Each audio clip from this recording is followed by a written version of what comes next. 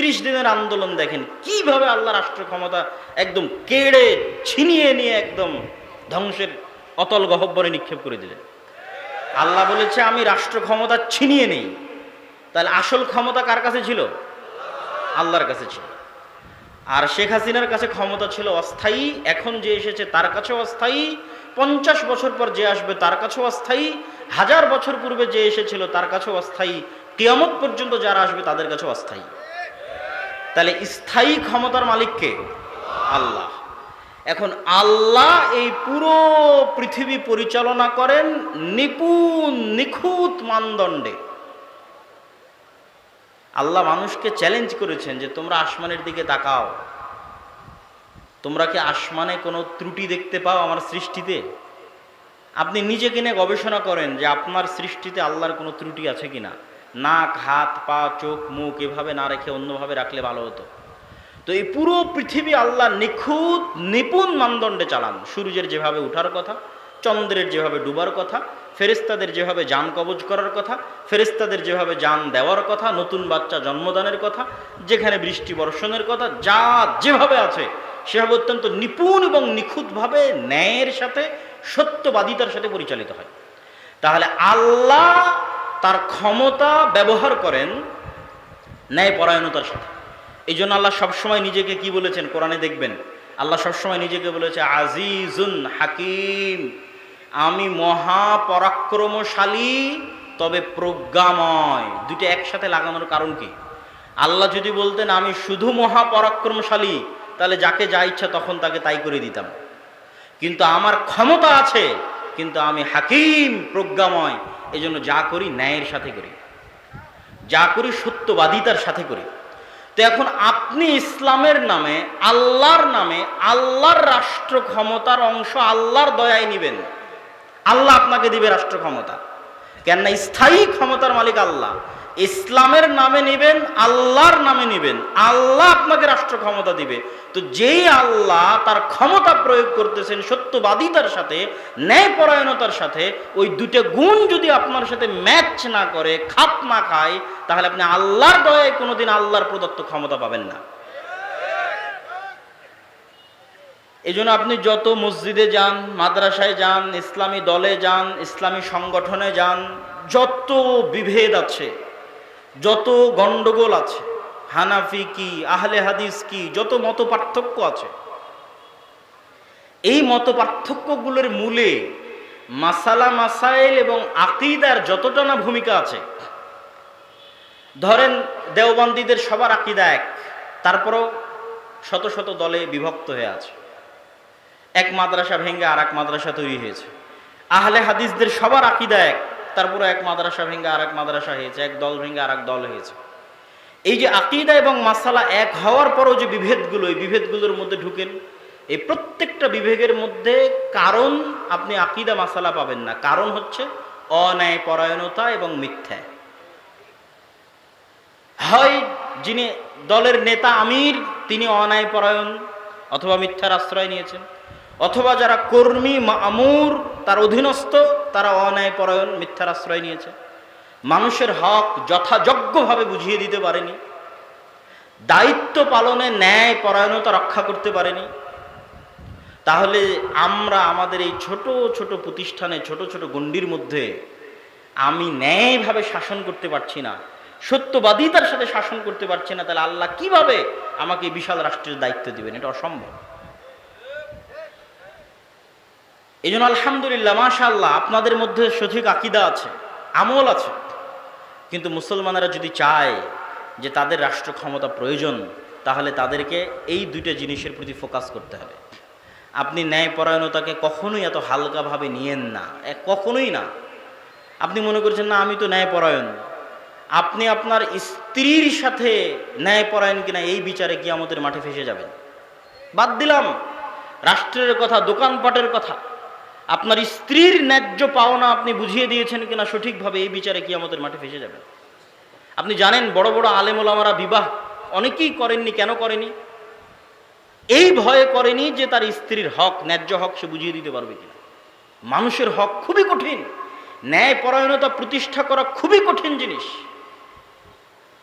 আপনি মনে করেছেন আমি হয়তো সালাত সিয়াম সব কিছু সঠিক আকীদাতে জান্নাতে চলে গেলাম, কিন্তু বাপের সম্পত্তি বন্টন করার সময় বোনকে ন্যায় পরায়ণতার সাথে বন্টন করে দেননি। মানে যেই জায়গায় দামি জমি সেখানে আপনি ভাগ নিয়েছেন, বোনকে দেননি। যেটা দূরে কম দামি আবাদ হয় না সেখানে বোনকে দিয়েছেন। তাহলে এই জমি বন্টনে কি আপনি ন্যায়পরায়ণতা করেছেন? করেননি। তাহলে আপনার মতো দুর্নীতিবাজ চোরকে আল্লাহ রাষ্ট্র ক্ষমতা দিবে আল্লাহর দয়ায়? অসম্ভব।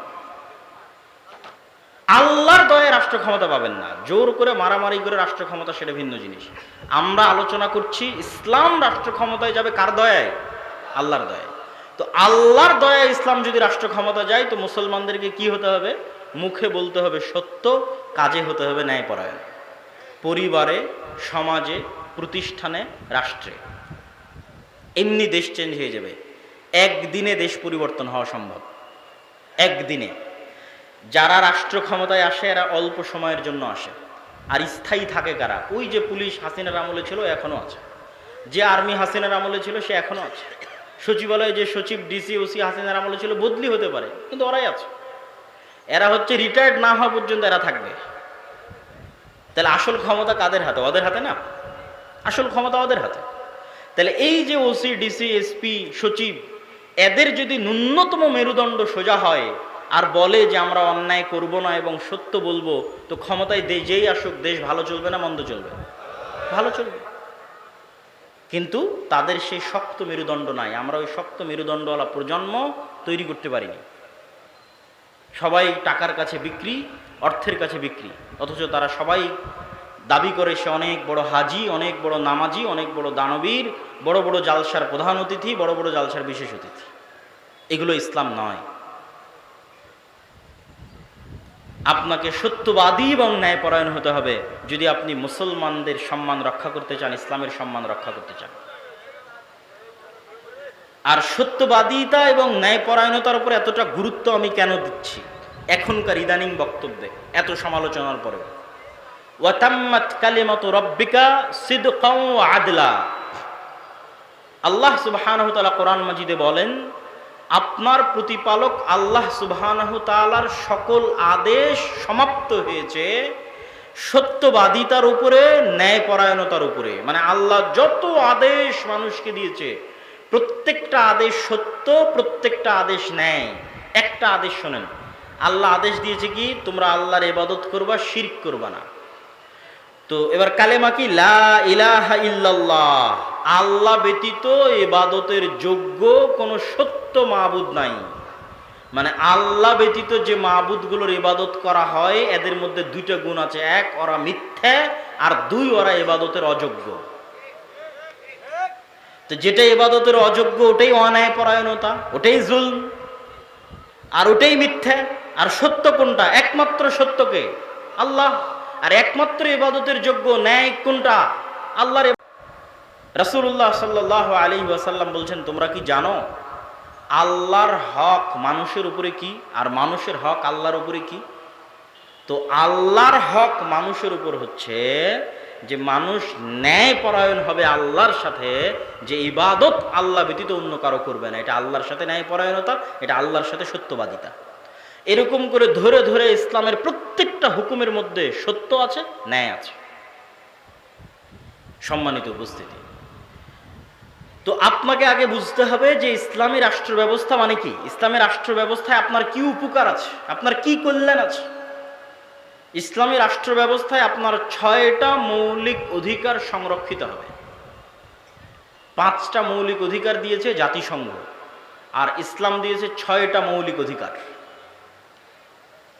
অন্ন, বস্ত্র, শিক্ষা, স্বাস্থ্য, বাসস্থান, এগুলোর কথা তো আমরা জানি। তার সাথে ইসলাম আরো একটি যুক্ত করেছে, হচ্ছে সম্মান।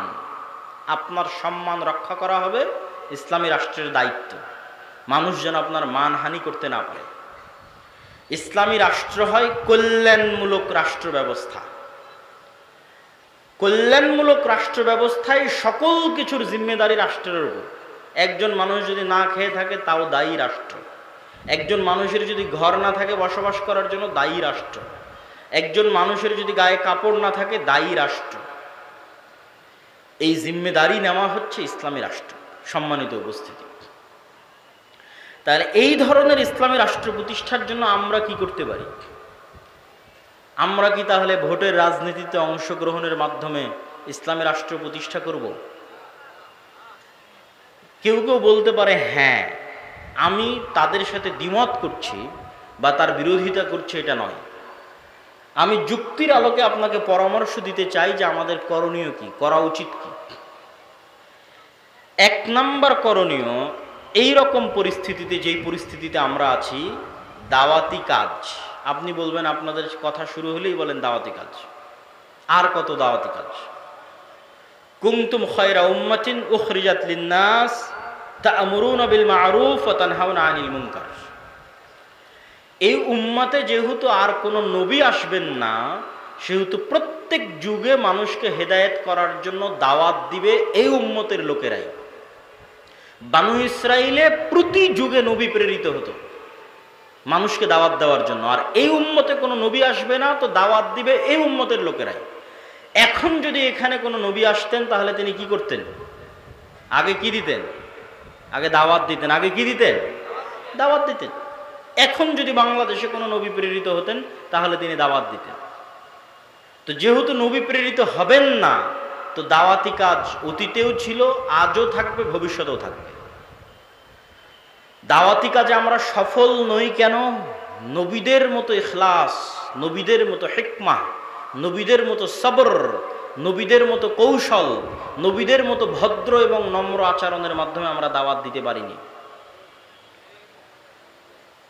যেখানে মূসা আলাইহিস সালাতু ওয়াস সালামকে ফেরাউনের নিকটে দাওয়াত দিতে পাঠানো হয়েছে, তারপরে বলা হচ্ছে ভালো ভাষায় কথা বলবে।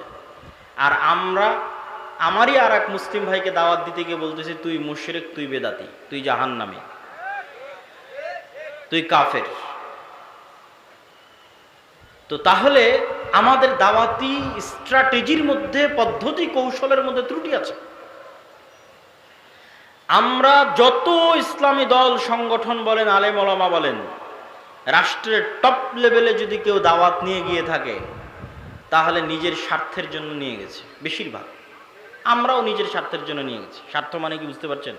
স্বার্থ মানে হচ্ছে আমার এই কাজটা আটকে আছে, এই কাজটা একটু করে দিতে হবে ভাইজান। ওসি, ডিসি, এসপি, মন্ত্রী সবার কাছে গেছি, ভাই আমার মাদ্রাসার এটা আটকে আছে, ভাই আমার এই দলের এটা আটকে আছে, ভাই আমার পত্রিকার এই সমস্যা হয়ে আছে, একটু কাজটা করে দেন। কেউই নিঃস্বার্থভাবে শুধু ইসলামের প্রতিনিধি হিসেবে তাকে ইসলামের দাওয়াত দিতে গেছে, এরকম নাই। যে আপনি প্রধান উপদেষ্টা ডক্টর ইউনূস আপনার কাছে আজকে কিছু চাইতে আসেনি, আপনার কাছে দাওয়াত দিতে এসেছি যে এই হলো আল্লাহর দাওয়াত, এই হলো আল্লাহর নবীর দাওয়াত, এর মধ্যে আপনার কল্যাণ আছে। এরকম নিঃস্বার্থ দাওয়াত নিয়ে যাবে নাই। আর নবীগণ সব সময় রাষ্ট্রের টপ লেভেলে দাওয়াত নিয়ে গেছেন নিঃস্বার্থ। ইব্রাহিম আলাইহিস সালাতু ওয়াস সালাম তৎকালীন যুগের রাষ্ট্রপ্রধান নমরুদকে হিট করেছেন নিঃস্বার্থভাবে। নমরুদের কাছে ইব্রাহিম আলাইহিস সালামের কোনো চাওয়া পাওয়া ছিল না। মূসা আলাইহিস সালাতু ওয়াস সালাম ফেরাউনকে হিট করেছেন নিঃস্বার্থভাবে। মুহাম্মদ সাল্লাল্লাহু আলাইহি ওয়াসাল্লাম আবু জাহাল, আবু লাহাবকে হিট করেছেন, দাওয়াত দিয়েছেন নিঃস্বার্থভাবে, কোনো চাওয়া পাওয়া নাই। চাওয়া পাওয়া না থাকার মাত্রাটা দেখেন, যে মুহাম্মদ সাল্লাল্লাহু আলাইহি ওয়াসাল্লাম যখন মাজলুম মক্কার মাটিতে, যখন তাকে সহযোগিতা করার মতো কেউ নাই, তখন আবু জাহাল মুহাম্মদ সাল্লাল্লাহু আলাইহি ওয়াসাল্লামকে প্রস্তাব দিচ্ছে যে আসো ক্ষমতা ভাগাভাগি করি, 1 বছর তোমার আল্লাহর ইবাদত হবে, আর 1 বছর আমাদের মূর্তির পূজা হবে। 1 বছর তোমার ইসলামের আইন অনুযায়ী দেশ চলবে, আর 1 বছর আমরা আমাদের মতো দেশ চালাবো। রাসূলুল্লাহ সাল্লাল্লাহু আলাইহি ওয়াসাল্লাম সেই দিন কি বলেছিলেন? লাকুম দীনুকুম ওয়ালিয়া দীন, লা আ'বুদু মা তা'বুদুন। স্পষ্ট কথা, কাফারনা বিকুম, এগুলো এক একটা কোরআনের আয়াত। কি বললেন? তোমাদের দিন তোমরা পালন করো, আমাদের দিন আমাকে আমার মতো পালন করতে দাও। তোমরা যার ইবাদত করো, আমি তার ইবাদত করতে পারবো না। কাফারনা বিকুম, তোমরা যার ইবাদত করো তাদের সাথে আমরা কুফরি করলাম। কত শক্ত কথা। ওয়াজতানিবুত তাগুত বলা আছে, যে তাগুতকে অস্বীকার করতে হবে। তো তোমরা যার ইবাদত করো, যেই মূর্তির যেই শিরক করো, ওই শিরকের সাথে ওই মূর্তির সাথে আমরা কুফরি করলাম,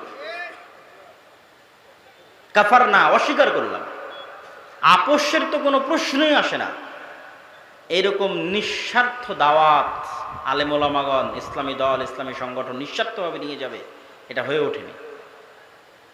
তাহলে এক নম্বর হচ্ছে ব্যাপক দাওয়াতি কাজ করতে হবে, কিন্তু নিঃস্বার্থভাবে, ইখলাসের সাথে, ভালো ব্যবহারের সাথে, সবরের সাথে।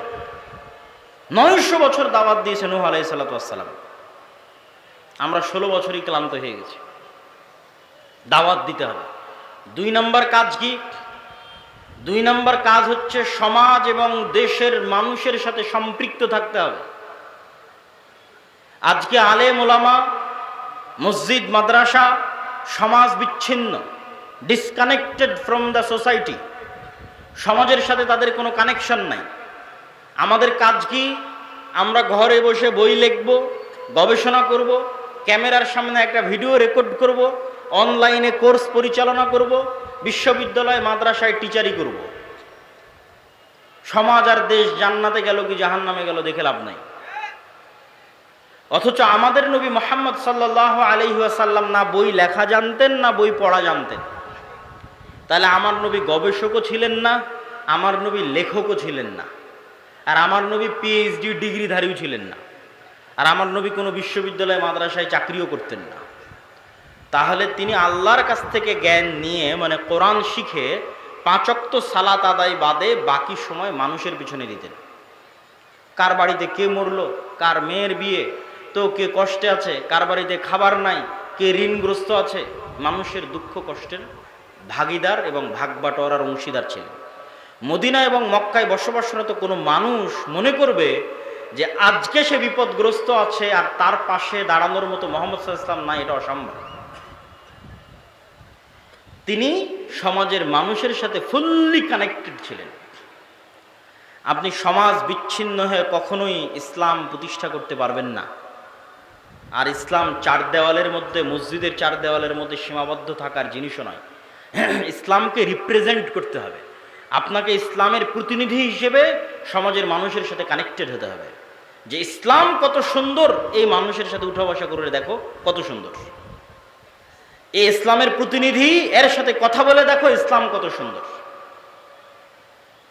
আজকে আফগানিস্তানে যারা ক্ষমতায় এসেছে, তাদের আকীদা নিয়ে সমালোচনা হতে পারে, তাদের বিশ্বাস নিয়ে ফতোয়া ফারায়েজ মাসলা মাসাইল নিয়ে মতভেদ থাকতে পারে, কিন্তু 2টা পয়েন্টে কোনো আফগানিও দ্বিমত করবে না যে তারা সত্যবাদী, ন্যায়পরায়ণ। কোথাও 1টা টাকা দুর্নীতি হবে, এটি তাদের দ্বারা বরদাস্ত করা সম্ভব নয়। তো তারা এই জায়গায় এসেছে কিভাবে? সমাজের মানুষের সাথে সম্পৃক্ত থেকে, সমাজের মানুষের দুঃখ কষ্টের অনুভূতির অংশীদার হয়ে, সমাজের মানুষের দায়িত্ব নিয়ে। যখন রাশিয়ার সাথে যুদ্ধের পর গোটা আফগানিস্তানে গৃহযুদ্ধ, কোনো ল অ্যান্ড অর্ডার নাই, যেমন আমাদের দেশে 3 দিন কোনো সরকার ছিল না, এরকম ল অ্যান্ড অর্ডার বিহীন অবস্থায় খুন, চুরি, রাহাজানি, ধর্ষণ একাকার। তখন এক মাদ্রাসার ছাত্ররা বের হয়ে এক জায়গায় ধর্ষকের শাস্তি প্রকাশ্যে বাস্তবায়ন করে দিয়েছে। তখন মানুষজন কি দেখল? যে এরা তো ন্যায়পরায়ণতা প্রতিষ্ঠা করতে জানে, এদের কাছেই তো আমাদের জানমাল নিরাপদ, আমাদের ধন সম্পদ নিরাপদ, আমাদের পরিবার পরিজন নিরাপদ। আমরা কি চাই? নিরাপত্তা চাই, শান্তি চাই। তো ওই নিরাপত্তা, ওই শান্তির গ্যারেন্টি বাংলাদেশে বসবাসরত ইসলামের যারা রিপ্রেজেন্টার, ইসলামকে যারা প্রতিনিধিত্ব করে, তারা দিতে পেরেছে কিনা? তারা তাদের ন্যায়পরায়ণতা, সত্যবাদিতা দিয়ে সেটা ফুটে তুলে ধরতে পেরেছে কিনা? অতএব আপনাদেরকে সমাজের সাথে কানেক্টেড থাকতে হবে। তাহলে 1 নম্বর বললাম ব্যাপক দাওয়াতি কাজ করতে হবে, 2 নম্বর বললাম সমাজের সাথে সম্পৃক্ত থাকতে হবে, 3 নম্বর শক্তিশালী প্রতিষ্ঠান তৈরি করতে হবে। এবার আসবে আপনাদের গণতান্ত্রিক রাজনীতির উত্তর। শক্তিশালী প্রতিষ্ঠান মানে কি? ইউরোপ, আমেরিকা এবং ইংল্যান্ডে গণতন্ত্র কেন টেকসই? ইংল্যান্ড এবং আমেরিকাতে প্রতিষ্ঠানগুলো পাওয়ারফুল, এই জন্য টেকসই। প্রতিষ্ঠান পাওয়ারফুল মানে পুলিশ বাহিনী স্বাধীন স্বতন্ত্র, বিচার বিভাগ স্বাধীন স্বতন্ত্র। ক্ষমতায় বাইডেন কি ট্রাম্প সেটা বিষয় নয়, পুলিশ তার মতো ফাংশন করে, বিচার বিভাগ তার মতো ফাংশন করে। কিন্তু আমাদের ভারত পাকিস্তান বাংলাদেশের প্রবণতা হচ্ছে যেই ক্ষমতায় আসে সে পুলিশ আর্মি বিচার বিভাগ সবগুলোকে নিজের পকেটের মধ্যে ঢুকিয়ে ফেলে। ফলত এখানে রাষ্ট্র প্রতিষ্ঠান দুর্বল হয়ে যায়, ফাংশন করে না। তো শক্তিশালী প্রতিষ্ঠান মুসলমানদের নাই। কোটি কোটি ভোটার আছে, কিন্তু এই কোটি কোটি ভোটারের প্রতিনিধিত্বকারী শক্তিশালী প্রতিষ্ঠান নাই। আপনি শক্তিশালী প্রতিষ্ঠানের, বেসরকারি শক্তিশালী প্রতিষ্ঠানের দু একটা উদাহরণ নেন। যখন প্রধানমন্ত্রী হাসিনা বিদায় নিল তখন অটোমেটিক ট্রানজিশন অফ পাওয়ার, পাওয়ারের হস্তান্তর, এটিই নিয়ম যে যখন রাষ্ট্র অকার্যকর তখন রাষ্ট্রে অবস্থানরত শক্তিশালী প্রতিষ্ঠানগুলোর কাছে ক্ষমতা চলে যায়। তো বাংলাদেশের সবচেয়ে শক্তিশালী প্রতিষ্ঠান হচ্ছে আর্মি। তো ফলত যখন প্রধানমন্ত্রী হাসিনা বিদায় নিয়েছে তখন অটোমেটিক ক্ষমতা চলে গেছে আর্মির কাছে। আরো অসংখ্য শক্তিশালী প্রতিষ্ঠান আছে। প্রথম আলো একাই একটা শক্তিশালী প্রতিষ্ঠান, ডেইলি স্টার একাই একটা শক্তিশালী প্রতিষ্ঠান, ব্র্যাক একাই একটা শক্তিশালী প্রতিষ্ঠান, গ্রামীণ ব্যাংক একাই একটা শক্তিশালী প্রতিষ্ঠান, মানবাধিকার সংস্থা অধিকার একাই একটা শক্তিশালী প্রতিষ্ঠান। তাহলে যখন রাষ্ট্র অকার্যকর তখন অটোমেটিক রাষ্ট্রের ক্ষমতা এই প্রতিষ্ঠানগুলোর কাছে চলে গেছে। আমাদের কোটি কোটি ভোটার আছে, কিন্তু আমাদের প্রতিনিধিত্ব করবে এরকম শক্তিশালী মিডিয়া নাই, আমাদের প্রতিনিধিত্ব করবে এরকম শক্তিশালী অর্থনৈতিক প্রতিষ্ঠান নাই, এরকম শক্তিশালী মানবাধিকার সংস্থা নাই যে মুসলমানদের প্রতিনিধিত্ব করবে। না হলে 5ই আগস্টের চাইতে সুবর্ণ সুযোগ, মুসলমান বা ইসলাম ক্ষমতায় যাবে, এর যে সুবর্ণ সুযোগ অতীতেও কোনোদিন আসেনি, পরে আসাও কঠিন। তাহলে কেন পারেননি? কোটি কোটি ভোটার থাকার পরও কেন পারেননি? আপনাদের কারো, এত ইসলামী দলের, এত ইসলামী সংগঠনের কারো শক্তিশালী প্রতিষ্ঠান ছিল না। তাহলে কোটি কোটি ভোটার দিয়ে আপনি কি করবেন যদি শক্তিশালী প্রতিষ্ঠান না থাকে? এরকম 5ই আগস্ট প্রত্যেক 20 বছর, 25 বছর, 30 বছর পর আসবে। কালকে আপনাকে ভোট করে ক্ষমতায় যেতে হবে 5 বছরের জন্য, 3 বছরের জন্য, 4 বছরের জন্য। এটি স্বল্প মেয়াদী পরিকল্পনা। আপনি দীর্ঘমেয়াদে পরিকল্পনা করেন, 50 বছর পর, 100 বছর পর আপনি বাংলাদেশের মাটিতে ইসলামকে বিজয়ী দেখতে চান, তার জন্য কি করা লাগবে সেটা ভাবেন। কাল ক্ষমতায় চলে যাবে এই আকাশ কুসুম কল্পনা 100 বছর থেকে আমাদের হিস্ট্রি পড়া আছে। ইসলামিক খেলাফার পতন থেকে 100 বছর পার হয়ে গেছে। একটা থিওরি পরীক্ষা করার জন্য 100 বছর যথেষ্ট। অ্যাজ এ থিওরি, ডেমোক্রেসি ইসলাম প্রতিষ্ঠার মাধ্যম হিসেবে পৃথিবীতে এখন পর্যন্ত ব্যর্থ 100 বছর। তো 100 বছর যথেষ্ট। আমি যদি একটু বেশি করে বলি তাহলে অনেকেই কষ্ট পায়, তো একটু বেশি করে বলি, অত বেশি করে বলবো না, একটু বেশি করে বলি। 15 বছর বা 16 বছর যে আপনারা ফ্যাসিজম বলছেন, এই ফ্যাসিজমে আয়নাঘর ছিল, গুম ছিল, খুন ছিল, দুর্নীতি ছিল। তো আপনি বলেন তো এই 16 বছর ফ্যাসিজম কিসের নামে চলেছে? গণতন্ত্রের নামে চলেছে। কিসের নামে চলেছে বলেন? গণতন্ত্র। এই 16 বছর ফ্যাসিজম সেকুলারিজম, ধর্মনিরপেক্ষতাবাদের নামে চলেছে না অন্য কোনো নামে চলেছে? হ্যাঁ, ধর্ম যার যার, উৎসব সবার, এটা কিসের স্লোগান? সেকুলারিজমের স্লোগান না, ধর্মনিরপেক্ষতাবাদের স্লোগান। তাহলে ধর্মনিরপেক্ষতাবাদের নামে চলেছে, সেকুলারিজমের নামে চলেছে, লিবারালিজমের নামে চলেছে। তাহলে আপনাকে এই জিনিসটা বুঝতে হবে। এটা বললে বক্তব্য অনেক ভারী হয়ে যায়। আপনাকে এই জিনিসটা বুঝতে হবে যে গত 16 বছর আয়নাঘর, গণতন্ত্র আর ধর্মনিরপেক্ষতাবাদ বানিয়েছে। গত 16 বছর গুম খুন গণতন্ত্র করেছে, গত 16 বছর গুম খুন সেকুলারিজম করেছে, সেকুলার সিস্টেম ডেমোক্রেটিক সিস্টেম করেছে, কোনো ব্যক্তি করেনি। ওই সিস্টেম এখনো আছে। ওই সিস্টেম এরকম আবারও জালেম তৈরি করবে, আবারও এরকম স্বৈরাচার তৈরি করবে। আজ থেকে কারো হায়াত যদি 30 বছর আল্লাহ বাড়িয়ে দেয়, আর আমারও হায়াত যদি আল্লাহ বাড়িয়ে দেয়, তো 30 বছর পর স্মরণ করবেন, বলেছিলাম এই সিস্টেম আবারও জালেম তৈরি করবে। কেন? এটা হচ্ছে পাশ্চাত্য বিশ্বের সুবিধা, যে আমাদের সিস্টেম টিকে থাক, সবার রাগ নির্দিষ্ট ব্যক্তির উপর উঠুক। তো সবার রাগ নির্দিষ্ট ব্যক্তির উপর উঠে গেছে, নির্দিষ্ট ব্যক্তি পালিয়ে গেছে, সবাই ঠান্ডা হয়ে গেছে, কিন্তু সিস্টেম কিন্তু টিকে গেছে।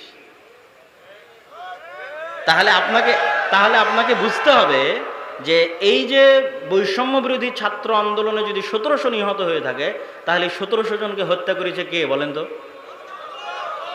একটু জোরে বলেন দেখি, কে?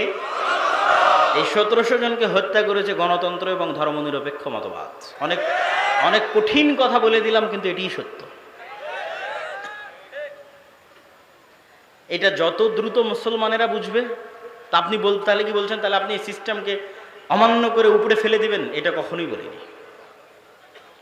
কেননা আমরাই আপনাদের সামনে বক্তব্য দিয়েছি যে চলন্ত যার কাছে ক্ষমতা আছে, রাষ্ট্র ক্ষমতা আছে, তাকে আনুগত্য করতে হবে। আমরাই বক্তব্য দিয়েছি, এবং সেটার বিরুদ্ধে বিদ্রোহ করাকে আমরা খারিজি মতবাদ বলেছি। কিন্তু সমাধানের রাস্তা কোনটা? সমাধানের রাস্তা ওইটা, সেটা হচ্ছে মানুষ অবশ্যই বুঝবে যে এই সিস্টেম জালেম তৈরি করে, এই সিস্টেম স্বৈরাচার তৈরি করে, এই সিস্টেম দুর্নীতিবাজ তৈরি করে, এই সিস্টেম আমাদেরকে মাজলুম করে। কিন্তু এই সিস্টেমের বিরুদ্ধে শক্ত আওয়াজ তোলার জন্য আপনাদের প্রতিষ্ঠান লাগবে। এরকম 100 বছরও যদি রাজনীতি করেন, ভোট করেন, তো ওই পাওয়ার অর্জন করতে পারবেন না যে পাওয়ার একটা প্রতিষ্ঠানের থাকে, শক্তিশালী প্রতিষ্ঠানের থাকে। সম্মানিত উপস্থিতি, তাহলে আপনাদেরকে দিক নির্দেশনামূলক কি কি বললাম? 1 নাম্বার বলেছি ব্যাপক দাওয়াতি কাজ করতে হবে। 2 নাম্বার বলেছি সমাজ এবং দেশের সাথে সম্পৃক্ত থাকতে হবে। 3 নাম্বার বলেছি শক্তিশালী প্রতিষ্ঠান তৈরি করতে হবে। 4 নাম্বার পয়েন্টটা আগে সংক্ষিপ্ত আলোচনা করেছি, একটু আলাদা পয়েন্ট আকারে এখন বলি। 4 নাম্বার পয়েন্ট হচ্ছে, এখন আপনার কাছে যত ছোটোখাটো প্রতিষ্ঠান আছে, যত ছোটোখাটো মসজিদ আছে, মাদ্রাসা আছে, দল আছে, সংগঠন আছে, এগুলোতে ন্যায়পরায়ণতা, সত্যবাদিতা প্রতিষ্ঠা করে। যে কোনো একটা ছোট্ট মাদ্রাসায় ন্যায়পরায়ণতা, সত্যবাদিতা প্রতিষ্ঠা করেন, আল্লাহ কবুল করলে ওই মাদ্রাসা থেকে রাষ্ট্র ক্ষমতায় পৌঁছে দেবে। বেশি কিছু লাগবে না, এই 2টা গুণ লাগবে। একটা ছোট্ট সংগঠনের মধ্যেও যদি ন্যায়পরায়ণতা, সত্যবাদিতা প্রতিষ্ঠা হয়, আল্লাহ ওখান থেকেই রাষ্ট্র ক্ষমতায় পৌঁছে দেবে। কিন্তু সত্যবাদিতা এবং ন্যায়পরায়ণতা ছাড়া রাষ্ট্র ক্ষমতায় যাওয়ার জন্য আল্লাহ সুবহানাহু ওয়া তাআলার দয়ায় কোনো সুযোগ নেই।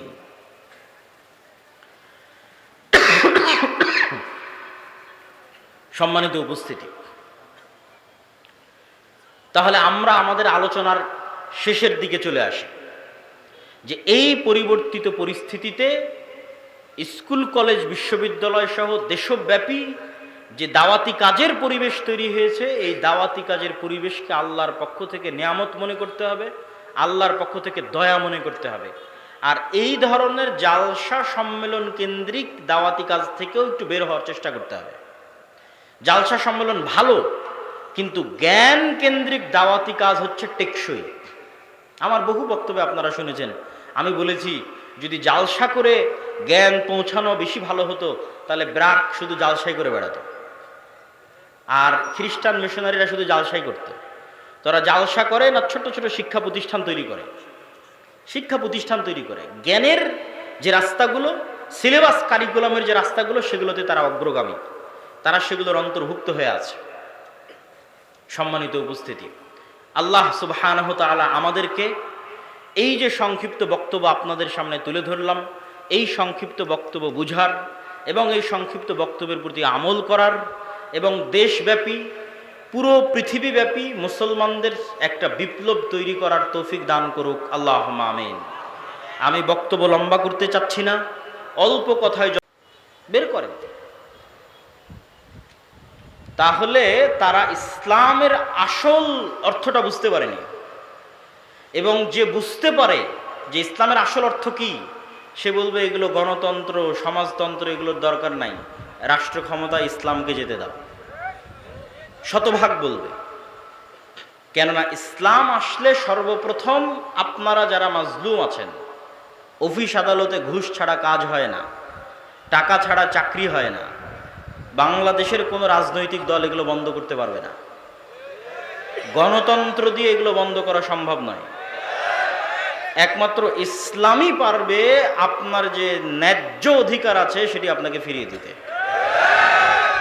রাষ্ট্রের যত নাগরিক সুযোগ সুবিধা আছে সমানভাবে প্রত্যেক নাগরিককে সেই সুযোগ সুবিধা প্রদান করা মানে ইসলামের রাষ্ট্র প্রতিষ্ঠা করা,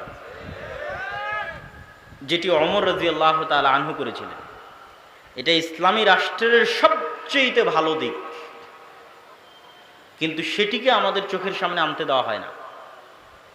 এবং আলেম ওলামা, মসজিদ মাদ্রাসা, ইসলামী দল, ইসলামী সংগঠন তারাও এই বিষয়টার প্রতি ফোকাস করে না। কেন তারা এই বিষয়টার প্রতি ফোকাস করে না? আমার এই বক্তব্য নিয়ে কিছু সমালোচনাও হয়েছে। আমি সত্যবাদিতা এবং ন্যায়পরায়ণতা দ্বারা এইটি বলছি না যে ব্যক্তির মধ্যে তাওহীদ আছে কিন্তু সে সত্যবাদী নয়, ন্যায়পরায়ণ নয়, সে জান্নাতে যাবে না, এ কথা আমি বলছি না। যার অন্তরে তাওহীদ আছে, যে সালাত আদায় করে, সে যদি মিথ্যুক হয়, অন্যায়পরায়ণ হয়, আর আল্লাহর কাছে ক্ষমা চেয়ে নেয়, মানুষের সাথে অন্যায় করে মানুষের কাছ থেকে ক্ষমা চেয়ে নেয়, মানুষ যদি ক্ষমা করে দেয় তো আল্লাহ সুবহানাহু ওয়া তাআলা তাকে জান্নাতে দিবেন। কিন্তু আমি যেটা বলতে চাচ্ছি সেটি হচ্ছে, সালাত যে ব্যক্তি আদায় করে, যার আকীদা বিশুদ্ধ, কিন্তু তারপরেও সে সত্যবাদী নয়, সে তার প্রতিষ্ঠান, ইসলামী দল, সংগঠন, মসজিদ মাদ্রাসা, ব্যক্তি পরিবারে ন্যায়পরায়ণ নয়, তাকে আল্লাহ জান্নাতে দিলেও কোনোদিন রাষ্ট্র ক্ষমতা দিবেন না, রাষ্ট্র ক্ষমতায় যেতে পারবেন না, নেতা হতে পারবেন না। এই জন্য আল্লাহ সুবহানাহু ওয়া তাআলা যত নবী রাসূল পাঠিয়েছেন, সকল নবী রাসূলকে সত্যবাদী, ন্যায়পরায়ণ করে পাঠিয়েছেন। কেন? তাকে তো নেতা হতে হবে। আমার নবী মুহাম্মদ সাল্লাল্লাহু আলাইহি ওয়াসাল্লাম যদি আবু সুফিয়ানের সাথে কখনো মিথ্যা বলতেন, যদি আবু সুফিয়ান রাদিয়াল্লাহু তাআলা আনহুর প্রতি চুল পরিমাণ কোনো জুলম বা অন্যায় করতেন, তাহলে আবু সুফিয়ান রাদিয়াল্লাহু তাআলা আনহু তার নেতৃত্ব মেনে নিতেন না, আর আল্লাহর নবী নিজেও নেতৃত্ব প্রদানে অযোগ্য বলে বিবেচিত হতেন। তো আল্লাহর নবী শুধু মানুষকে ইসলামের সঠিক আকীদার, সালাতের দাওয়াত দেননি, তার ন্যায় নিষ্ঠা এত উঁচু পর্যায়ের ছিল যে তৎকালীন বিশ্বে কোনো রাষ্ট্রনেতা, কোনো কাফের মুশরিক ন্যায় নীতি নিষ্ঠায় আল্লাহর রাসূলকে পার করে চলে যাবে এরকম কেউ জন্ম হয়নি। ফলত সবার মাথা তার সামনে নত থাকতো। মাথা নত থাকতো তার ইসলামের দাওয়াতের কারণে নয়, তার ব্যক্তিগত চরিত্রের কারণে। যে মানুষ মিথ্যা বলে না, কারো প্রতি অন্যায় করে না, তার সামনে যদি মাথা নত না থাকে তো কার সামনে মাথা নত থাকবে? আর আল্লাহ সুবহানাহু ওয়া তাআলা যে পুরো পৃথিবী পরিচালনা করছেন, আল্লাহ কি বলেছেন? কুলিল্লাহুম্মা মালিকাল মুলকি তু'তিল মুলকা মান তাশা